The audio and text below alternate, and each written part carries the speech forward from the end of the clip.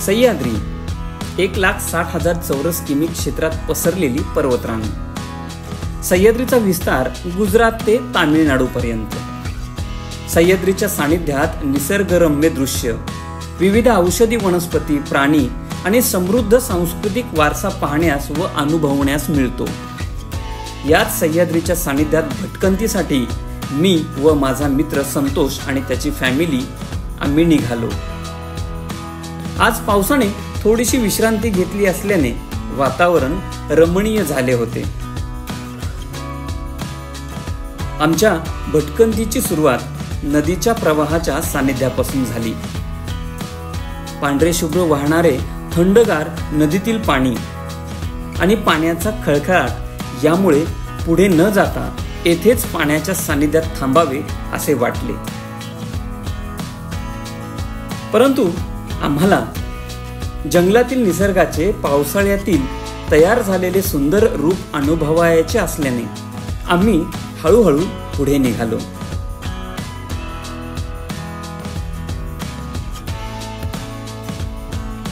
सह्याद्रीच्या डोंगर दऱ्यातून वाहणारे पाणी व कोसळणारे धबधबे हे पावसाळ्यातच अनुभवण्यास मिळत असतात।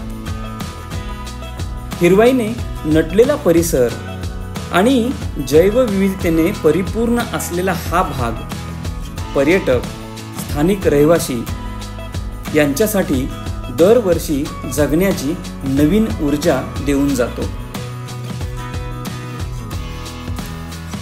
जंगलातील पायवाटेने आम्ही पुढे निघालो। स्वच्छ सूर्यप्रकाश, प्रदूषण मुक्त परिसर आणि मुबलक प्रमाणात असणारा प्राणवायू यामुळे थकवा येणे तर सोडाच, पण तहान भूक सुद्धा विसरायला होते।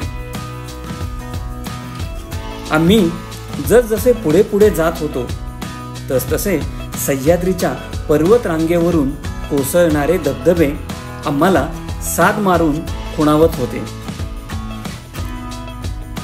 दररोजच्या पुण्यातील ट्रॅफिकमध्ये तासनतास मार्ग काढत ऑफिसला जाणे व जीव मुठीत घेऊन पुन्हा परत येणे ही संतोषची दररोजची दिनचर्या। संतोष बरोबर अनेक लोकांना देखील ही समस्या दररोज त्रासदायक वाटत असते। नदीमधून वाहणारे स्वच्छ व निळसर पाणी पाहून आम्हा सर्वांना जो आनंद होत होता तो शब्दात न सांगण्यापलीकडचा होता।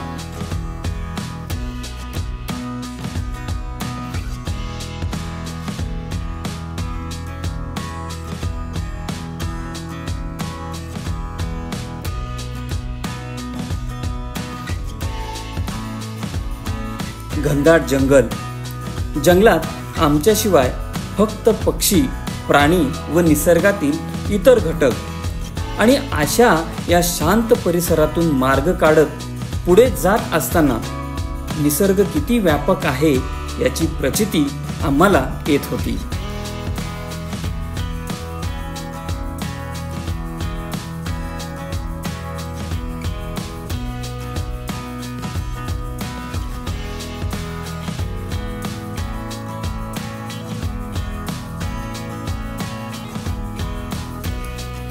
सिद्धी, वहिनी, संतोष आणि मी गप्पा मारत मारत आणि वेगवेगळ्या विषयावर चर्चा करत हळूहळू पुढे जात होतो।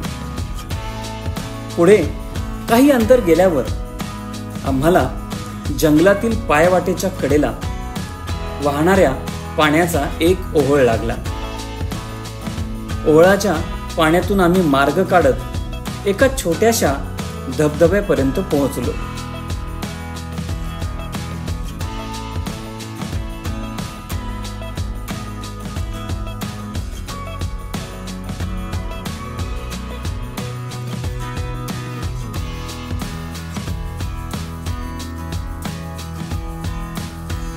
पाठीवरील बॅग कडेला ठेवून मी आणि संतोष तहान भागवण्यासाठी या धबधब्यातील पाणी पिऊन तृप्त झालो। लागलीच सिद्धी सुद्धा पाणी पिऊन तृप्त झाली। कदाचित तिचा हा पहिला अनुभव होता।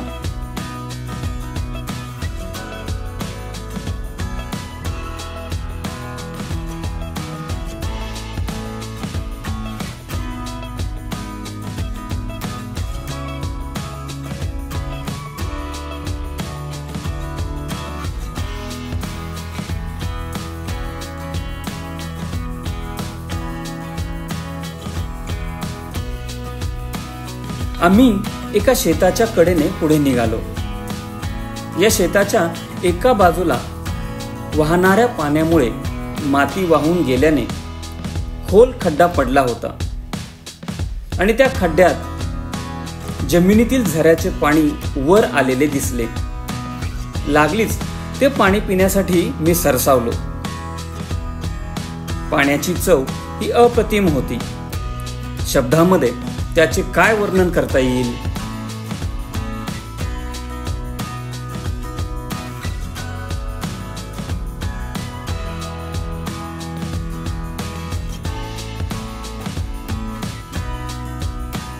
पाणी पिऊन तृप्त झालो आणि मग मुळ्यांच्या व फांद्यांच्या मधून रस्ता काढत काढत बाहेर पडलो. समोर सर्व मंडळी शेतातील छोट्या झाडांचे निरीक्षण करत बसलेली दिसली. जवळ जाऊन पाहतो तर या शेतामधील काही छोट्या झाडांवर फुलपाखरे एकत्र जमलेली होती. त्याचे निरीक्षण ही मंडळी करत होती.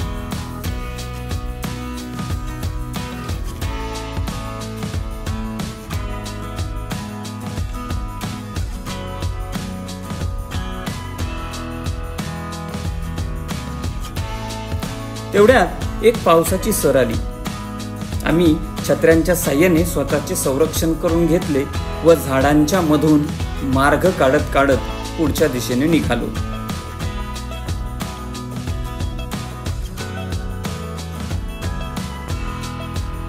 उंच उंच वाढलेली सुंदर झाडी आणि निसर्गतः प्राप्त झालेला त्यांचा आकार आणि त्यांचे सौंदर्य याचे काय वर्णन करावे.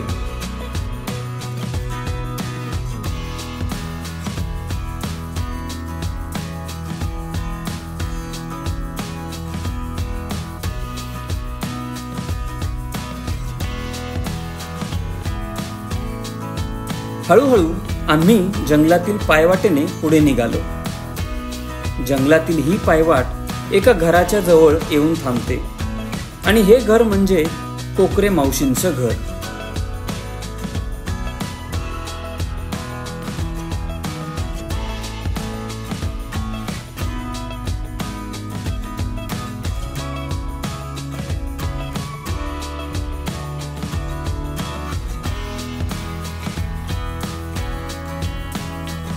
घनदाट जंगलात अतिशय सुंदर परिसरात गर्द झाडींच्या मध्ये कोकरे मावशींचं हे घर म्हणजे एखाद्या करोडोच्या रिसॉर्टला सुद्धा लाजवेल.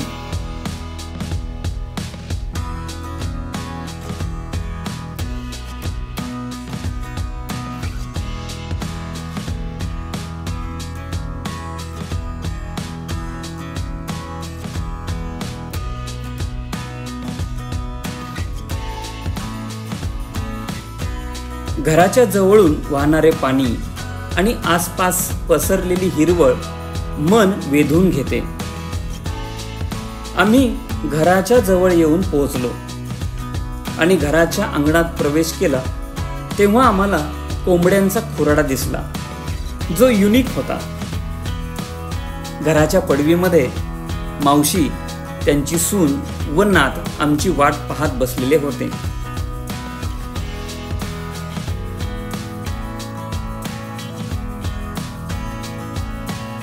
मावशी सोबत गप्पा मारणे चालू झाले. मावशीचे घर आणि घराच्या जवळ असणारा गुरांचा वाडा कोकणातील संस्कृतीचे दर्शन घडवत होता.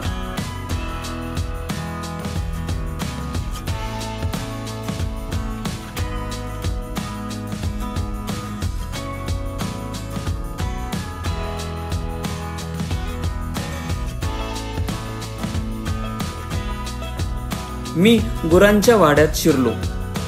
आत जाऊन पाहिले तर वाडा मोठा होता आणि त्यामध्ये 40 ते 50 गुरं आरामात बसू शकत होती.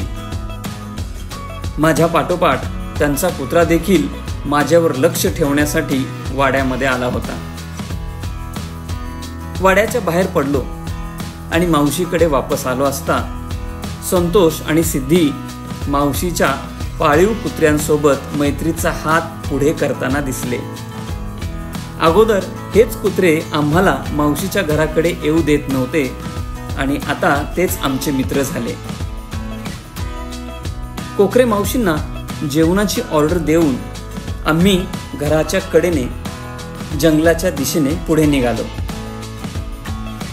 संतोष, वहिनी, सिद्धी यांना मावशीचे घर, आसपासचा परिसर आणि गुरांचा वाडा खूप छान वाटला आणि आवडला सुद्धा.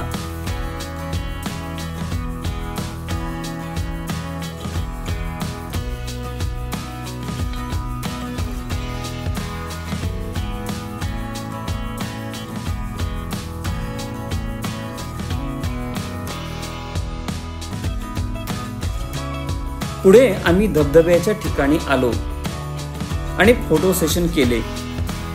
त्यावेळेस वहिनींनी मला विचारले, तो दूर असलेला धबधबा आपल्याला पाहता येईल का? त्यावर मी त्यांना म्हटले, पाहता येईल, पण ट्रेक भरपूर आहे, जायचे का?